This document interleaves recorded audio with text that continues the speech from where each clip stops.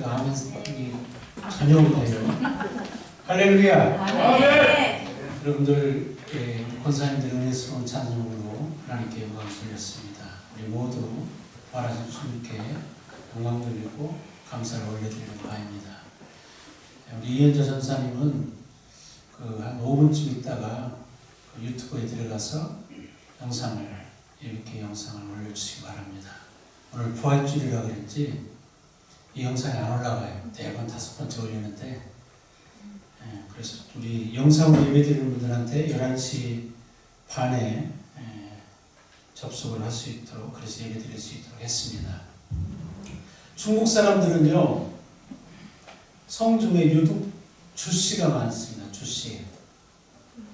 그것은 그들이 붉은색을 좋아하기 때문에 이제 주씨가 많다라는 그런 말이 있습니다. 또 영국 사람들은 유독 브라운씨가 많은데 그것은 그들이 갈색을 좋아하기 때문에 그렇다는 거죠. 한국 사람들은 유독 김씨가 많은데 왜 그렇겠습니까? 돈을 좋아하기 때문에 그런가 라는 그런 유머가 있습니다. 성도들은 유독 부활절을 좋아해야 됩니다. 아멘. 우리도 장차 부활의 영광스러운 날이 있기 때문에 그렇습니다. 어둠을 이기시고 부활하신 주님께 우리 한번 다시금 감사의 박수 한번 올리겠습니다. 유명한 신학자 칼 마르트는 부활절과 성탄절 설교는 짧으면 짧을수록 좋다. 히스토리컬 팩트이기 때문에 그렇다는 거죠.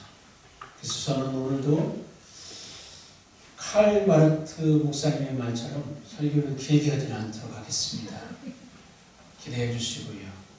신약 성경에는 부활이라는 이 단어가 204번 정도 나옵니다. 이렇게 많은 부활에 대한 단어가 언급되어 있는 것을 보면 부활절이 예수님의 부활, 예수님의 그 다시 살아나심이 얼마나 중요한지 모릅니다. 그래서 아마 오늘 부활주일날 돼서 유독 교회들이 부활주일날만큼은 영상 올려줘야 되겠다. 유튜브로 올린 것 같아요. 페이스북이나 아니면 카카오톡이나 네이버 밴드는 동영상, 고영상을 올릴 수가 없기 때문에 저도 오늘 부활주일을 맞아가지고요 하나님 일찍 깨우셨어요. 어떤 집사님이 저한테 일찍 전화해가지고 저는 그 시간인 줄 알았어요. 5시 50분에 일어나야 되는데 4시 40분에 일어나가지고 그 집사님이 누구라고 얘기하지는 않겠습니다. 저는 그래서 그 집사님이 교회 못 옵니다 해서 저는 지금 예배당 오는 시간이구나. 내가 차량 운전해야지. 우선은 4시 40분에 차량 막 부랴부랴 또 머리를 감고 양복 입고 나갔습니다. 근데 노기자 집사님도 안 나오지. 김재복 집사님도 안 나오지. 왜 안 나오는 거예요? 그렇게 궁금해 전화했더니 노기자 집사님도 몰랐던 것 같아요. 목사님, 알았습니다. 나갈게요. 하더니 나오면서 노기자 집사님 하시는 말씀이 아무래도 시간을 목사님이 착각하신 것 같다고. 봤더니 시간이 이게 웬일이에요. 5시 반 정도밖에 안 된 거야. 6시 반에 차를 태워야 되는데 아마도 우리 주님께서 부활주일이니까 깨어있으라고. 아멘. 그래서 부활주일날 아침 예배를 우리 희영이를 깨웠습니다. 부활주일날 아침 새벽 예배 중요하니까 부랴부랴 깨웠습니다. 희영이도 또 분말 없이 일어나더라고요.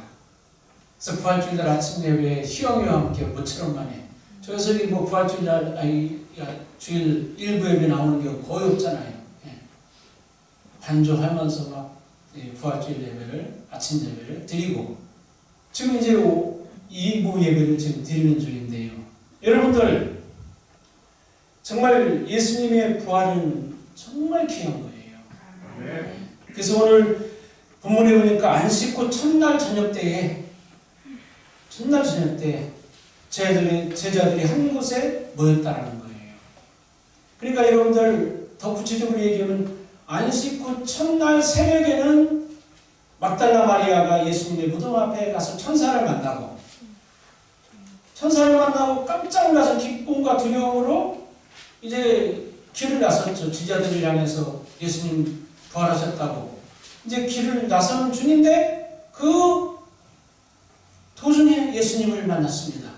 예수님을 만나고 나서 생생하게 직접 예수님을 뵙고 이제 정말 주님께 경배하고 높여드렸는데 이제 그날 저녁에 안식 후 첫날 저녁에 예수님이 친히 제자들이 모여있는 곳에 방문을 하신 거예요. 그래서 오늘 본문은 여기에서 시작되는 거예요. 그래서 오늘 본문을 통해서 저녁 때에 새벽에는 막달라 마리아를 만나셨지만 저녁 때에 제자들에게 만나서 우리 예수님이 하신 말씀이 있다 이 말이죠. 네. 여러분들 부활하신 다음에 첫 마디 말씀이 중요하잖아요. 그렇지 않습니까? 네. 사람이 죽기 전에 마지막 유언적인 말도 중요하지만 다시 살아나서 부활하신 다음에 첫 마디 말씀이 중요합니다. 그 예수님이 부활하신 주님이 하신 말씀이 뭐냐? 첫째로 평강이 있으라는 거예요. 평강이. 아멘. 할렐루야. 아멘. 너희에게 평강이 있을지어다. 그러니까 평강이라는 말은 여기서 평강은 구약에서 말하는 샬롬 이게 아니고 에이레네 두려움에 반대되는 기쁜 감정의 표현 이것을 바로 평강이라고 얘기하는 거예요.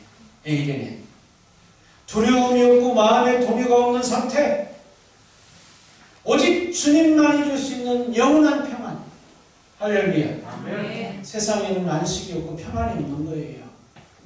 동남풍이 불고 서북풍이 불고 예? 가시밭에 백합화가 왜 이렇게 많은지 몰라요. 험산줄령이 얼마나 많은지 몰라요. 진태양난에 빠져있는 게 얼마나 많은지 몰라요.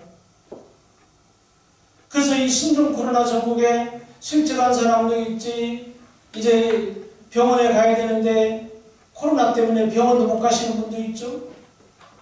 그리고 소상공인들 그리고 직장을 가진 분들 사회적 거리를 두고 물리적 거리를 두느라고 얼마나 힘들어하는지 몰라요.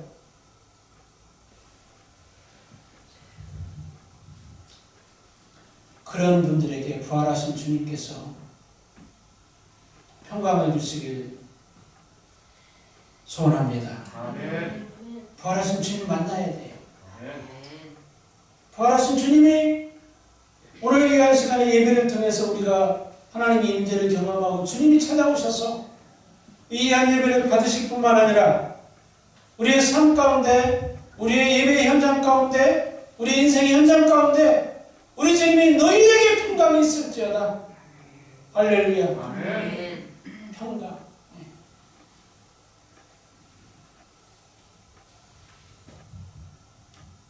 두 번째로는요, 부활하신 주님이 하신 말씀이 두 번째 말씀이 궁금하잖아요. 기쁨이 있으라고 말씀하셨습니다. 20세기의 최고의 부흥사 빌리그램 목사님. 빌리그램 목사님은 뭐라고 하신 줄 아십니까? 여러분 내가 죽었다고 소문이 난다고 하면 절대로 믿지 마세요. 절대 믿지 말라는 거예요. 그리고 슬퍼하지 마세요. 나는 죽은 것이 아니라 하늘나라로 주소를 이전했기 때문에 그러니까 기뻐하셔야 됩니다. 여러분들 빌리그램 목사님 유명한 20세기의 훌륭한 세계적인 봉사잖아요. 한국에 여의도 광장이 이제 있을 때에 그때에 한국에 와서 얼마나 150만 명이 모여있는 그곳에서 설교를 하시고 부흥을 일으켰던 그 유명한 목사님이 바로 빌리그램 목사님이잖아요. 이 빌리그램 목사님이 이런 말씀을 하셨다는 말입니다. 그러니까 부활은 뭐냐? 내가 다시 살아나서 천국에 들어가는 거, 조소를 이전하는 거. 할렐루야. 충남 아산시 용화동에 조수가 있습니다만은, 아니면 풍기동에 조수가 있습니다만은, 아니면 다른 건국동에 있고 모종동에 있습니다만은, 아니면 배매동에 있습니다만은, 우리는 예수님의 부활을 믿기 때문에 어느 날 조수가 이전돼서 주님 앞에 의의 부활을 해서 서게 되는 영광스러운 날이 있게 될 줄로 믿습니다. 본문 20절에 이 말씀을 하시고 손과 옆구리를 보이셨다. 손과 옆구리를 보이셨다는 거예요. 그래 예수님의 부활은 사랑의 부활, 정의의 부활, 그리고 무슨 도덕의 부활, 윤리의 부활, 전혀 틀린 말은 아니에요. 그러나 예수님의 부활은 손과 발을 보이셨다는 건 예수님의 부활은 육신의 부활이라는 거예요. 할렐루야. 뼈가 있는 부활. 우리도 신령한 몸으로 부활하게 될 때가 먼 훗날 있게 될 줄로 믿습니다. 손과 옆구리를 보이시니 저희들이 주를 보고 기뻐하더라. 저희들이 보인 반응. 예수님이 첫 번째 하신 말씀은 너희에게 평강이 있을지어다. 그리고 제자들이 첫 번째 보인 반응은 기뻐했다라는 거예요. 그러니까 부활은 기뻐해야 돼요. 그래서 제가 오늘 아멘을 왜 안 하시냐고 그냥 의도적으로 강압적으로 한 것도, 세 번이나 물었던 것도 이 부활 주일날 기뻐해야 되기 때문에 우리가 기뻐해야 우리 주님도 기뻐하시지. 우리가 찬양을 듣고 짜증내고 우리가 속상한 마음 갖고 우리가 슬픈 마음을 가지면 주님이 영광을 받으시겠습니까? 땅에서 이루어진 것 같이 하늘에서도 이루어지게 될 줄로 믿습니다. 아멘. 기뻐하다는 말은 두려워하다에 반대되는 감정의 표현인 것입니다. 예수님이 부활이 제자들이 두려움에 부활이요 제자들이 두려움에 빠져있죠. 심장이 쪼그라들었겠죠. 공포에 빠졌죠. 우리도 예수님이 십자가에 못 박혀 죽었기 때문에 우리도 죽을 수밖에 없다. 예수님의 제자들이기 때문에 로마 군병들이 빌라도가 그 당시 유대 종교 지도자들이 예수님을 죽였으니까 이제 다음 차례는 우리다. 그래서 제자들이 문을 닫고 잠그고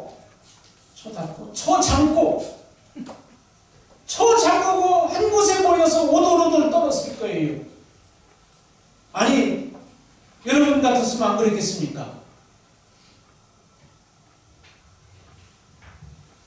그런데 부활하신 주님이 친히 방문하셔서 손과 발과 옆구리를 보이셨습니다. 옆구리에는 천이 찔리신 거 아니에요.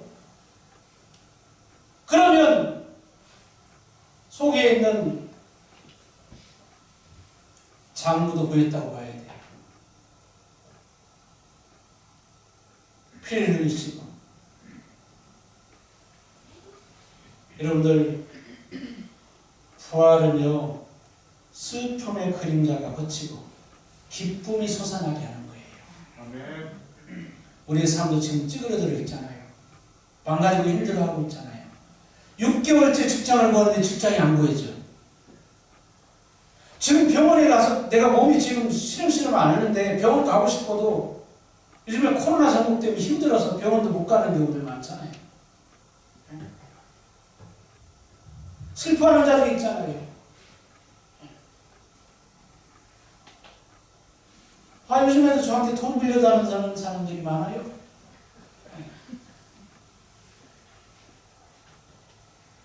정말 웃을 일이 아니에요. 그분들이 얼마나 기가 막혀서 목사한테 찾아왔겠어요. 그분들 프라이버시 때문에 절대 얘기를 안 합니다. 얼만큼 요즘에 힘들은지. 그야말로 그분들에게는 눈물 겹도록 힘들다는 거예요. 그 슬픔의 현장에, 그 괴로움의 현장에, 그 눈물의 현장에 억울하고 쓸쓸하고 외로운 현장에 주님이 오셔서 내 마음을 신원하여 주시고 내 마음을 풀어주셔서 내 마음이 시원케 되어지는 할렐루야. 아멘.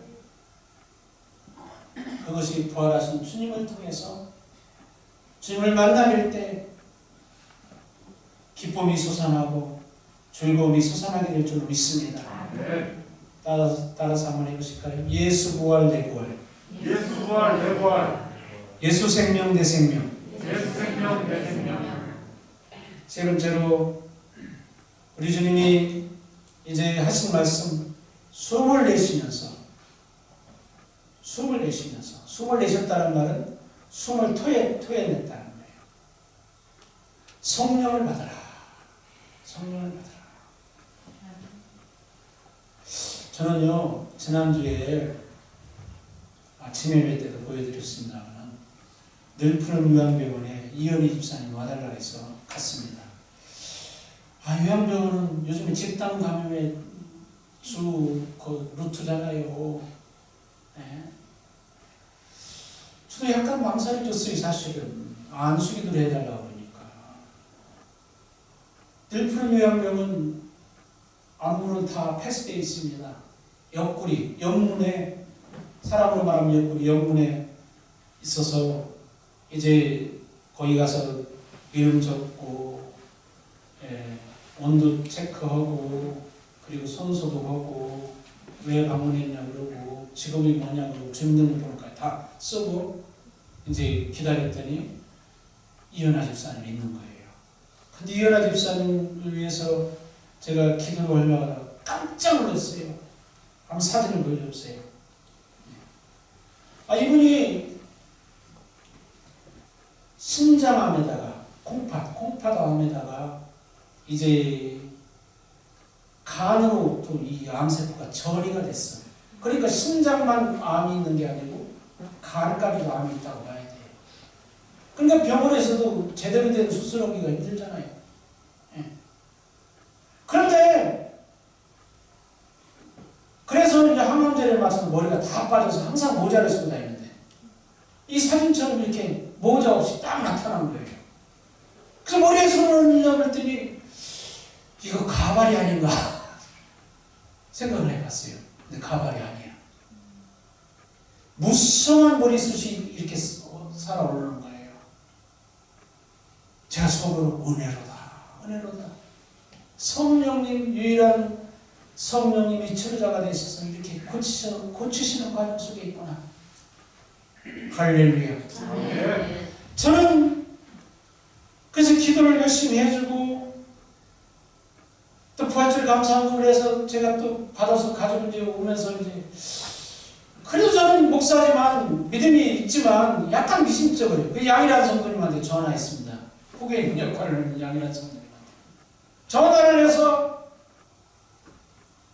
양이라는 성도님한테 아니 이게 어떻게 일이 됐느냐고 물어봤더니 글쎄 우리 이현아 성도님은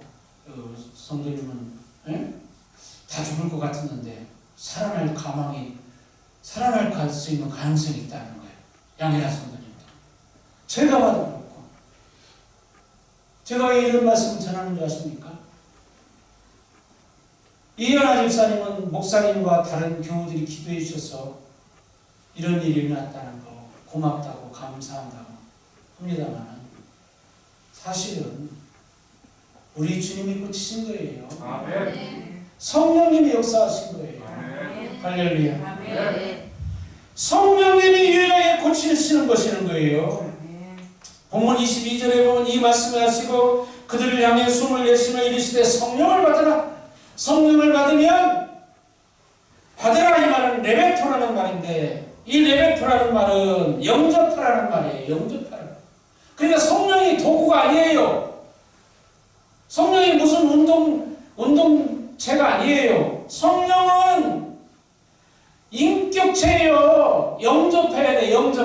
할렐루야. 성령을 받으라는 건 어떤 능력을 받는다거나 성령님이 일부분인 도구, 성령의 도구, 성령의 능력만 받는 게 아니고 성령님 전부를 우리가 인격적으로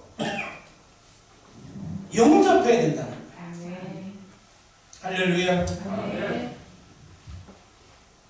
여러분들 이 부활주일 예배를 드리면서 성령 충만한 예배가 되고 여러분들이 성령 받는 예배가 되어지길 주의 이름으로 소원합니다. 이미 성령님은 받으셨고 성령님은 내주하고 계십니다. 믿습니까? 그러나 성령의 충만함이 우리에게는 지금 필요합니다.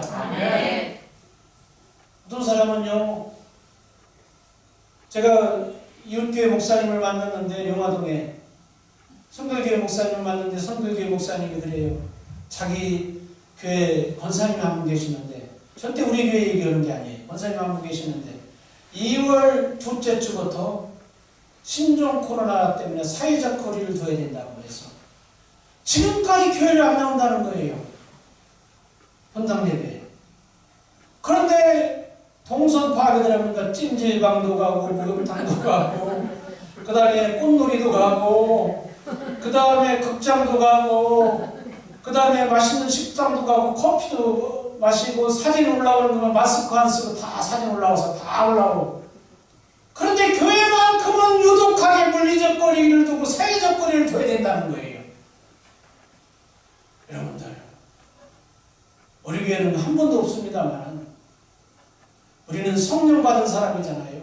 아멘. 성령 받은 사람은 성령님의 기뻐하시는 일을 하는 거예요. 아멘. 성령 충만한 행동을 해야 되는 거예요. 아멘. 일본 사람들은요, 소 한 마리를요 19등분을 한다는 거예요. 그 중에 절반만 먹고 절반은 안 먹는다는 거예요.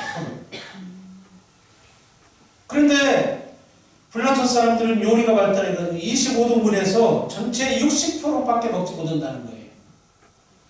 그런데 한국 사람은 기가 막힙니다. 소 한 마리를 38등분 한다는 거예요. 38등분을 해가지고 전체 몇 퍼센트를 먹느냐? 85%를 먹어요. 15%만 버리고.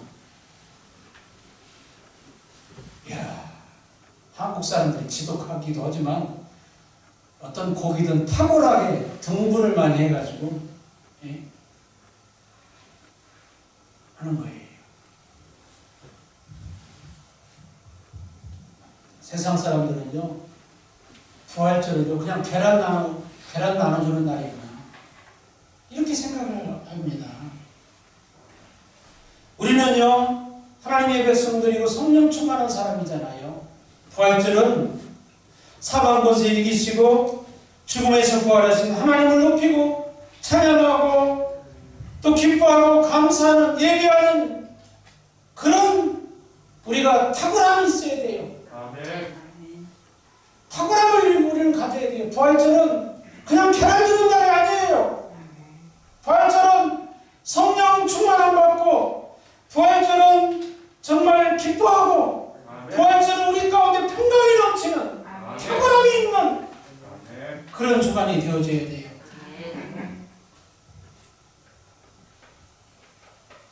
그러니까 부활절은 제발 부활절에 부활하신 주님만 만나면 안 되는 거예요. 탁월함이 있어가지고 매일매일 삶의 현장에서 365등분 한다고 그러면 매일매일 1년에 365등분 한다고 그러면 매일매일 삶의 현장에서 부활하신 주님을 만나봐야 돼요. 아멘. 할렐루야. 그래야 슬픔이 이겨낼 수가 있는 거예요. 그래야 기쁨이 있는 거예요. 부활하신 주께서 정말 역사하시는 그런 삶을 매일매일 여러분들과 제가 살아갈 수 있길 주의 이름으로 소원합니다.